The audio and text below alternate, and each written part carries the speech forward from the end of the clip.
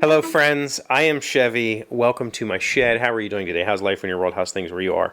I hope everything is great. I hope that everything is wonderful. It is kind of gloomy and nasty and rainy here, which is exactly what I would expect out of a West Virginia autumn evening. We're actually expecting quite a bit of rain for Halloween, so communities around here are pushing trick-or-treating to Saturday, which really sucks for the kiddos. My kid will not be in town on Saturday. There's a soccer tournament in Columbus, Ohio that day, so she's not going to get to go trick-or-treating around here. That sucks. But not what I wanted to talk about. I don't really know that I have a subject to talk about today, other than maybe work. And I probably shouldn't talk about work.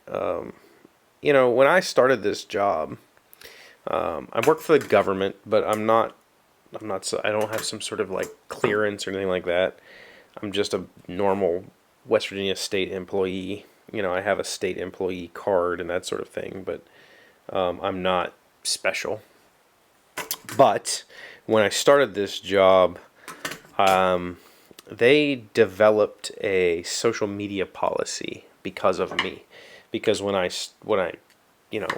applied, I'm very forthcoming with the fact that I do this, that I sit here and do this conversation every day, and so I don't hide from, I'm not hiding the fact that I'm a YouTube person, but for people who don't understand how it works, they don't know that I'm just a guy in a garage. That I'm not. Nobody's watching this. I'm not an influencer. I'm not somebody who's going to influence people. But at the same time, as open as I am here, I come down here every day and I tell you about my life and I tell you about problems that I'm having personally. I'm also not one to just gonna crap on people. I don't do that. I'm not that kind of person. I try very, very hard to be a positive person and say, we are doing good for the world or whatever. But I have to choose my words very carefully because they crafted a social media policy for me. They crafted because they didn't want to run into issues. I have to be very careful about the things that I say, the things that I talk about. Even though none of it is, there's no security clearance around any of it. It's just the right thing to do, right? Don't crap on people, and I don't. I crap on people in the office. There are people that work with me that I would rather not work with. There are people that work in our building that really serve no purpose there, and that's just how it is. That's most jobs. Most jobs are going to have some of that. But lately, I've told you on camera, and I've told my boss even, that I've, not stopped looking for other jobs, and I'm still, open to the idea of other jobs. But that's given me a new perspective on my projects. And because of that, I've realized that if I were to just walk away, the project that I brought with me is not in a state that I could say, here you go, you're now the developer on this, good luck. It would be very confusing to anybody who picked it up. There are some things that I did in like the very back end, the database, that don't make good sense to anybody who doesn't understand where this system came from. To me, it makes okay sense. I have since realized that the sense that I thought it made is,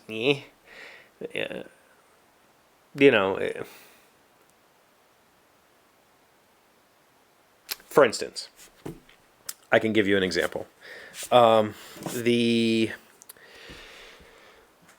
system is developed to help school districts, and school districts in our state all use a statewide educational information system called WVEIS. It was written and developed here in West Virginia, and it is 40 years old. It was written in the 70s, I think, and it has basically just been maintained all that time. It has never been replaced, and it used to run on like old IBM AS400s back in the day, tape drives. It's extremely legacy.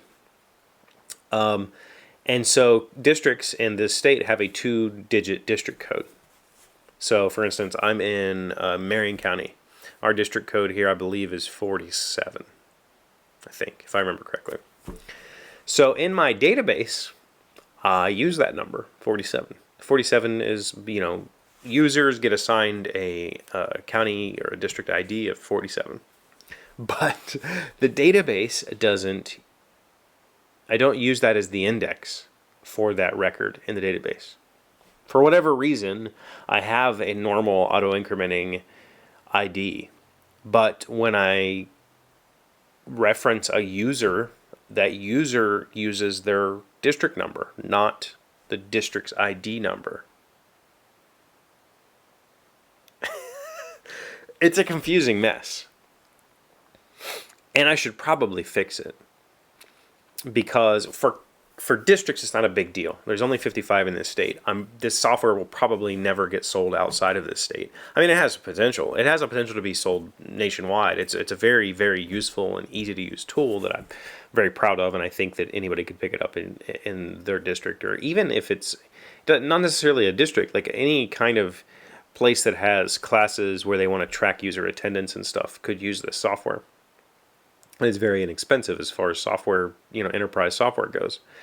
But chances are it's never going to happen. Nobody outside of the state's ever going to use it. So it's not a big deal when it comes down to districts. The problem that I'm having now is I'm looking at districts who are kind of changing schools, and those schools also have numbers, and those numbers aren't unique. They're used in every district, but they're appended in that WVEIS system by their district number. But in my database, they are not. And it can get really confusing very quickly. So I'm trying to work out ways to fix all of this. I'm trying to work out ways to make it so that if a new district comes online, there's an easy path for future people to be able to say, okay, this is how we bring a new district online. Currently, it's Chevee understands how this other old ancient system works. I'm the only person in the building that understands how that old ancient system works. And I know how to translate that old ancient system into what my system is using. But nobody else has that knowledge. So it's given me a lot of pause to look at what I've built over the last 4 or 5 years on this project and think, man, this is a cluster. And it's just going to be a matter of me fixing it and making it better for future people.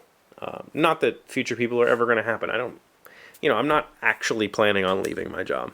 But if an opportunity arises and I can, I'm not going to say no. I'm not going to pause my life because I owe it to somebody. I don't.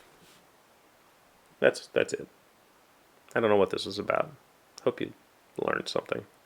Thank you for being here as always. Thank you for liking, commenting, subscribing, and being amazing friends, being wonderful people. I really appreciate you. And I'll see you tomorrow.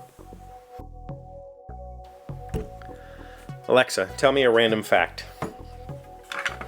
Manhole covers are round so they don't fall in the holes. A square cover would fit into a square hole diagonally. Yeah. That would suck.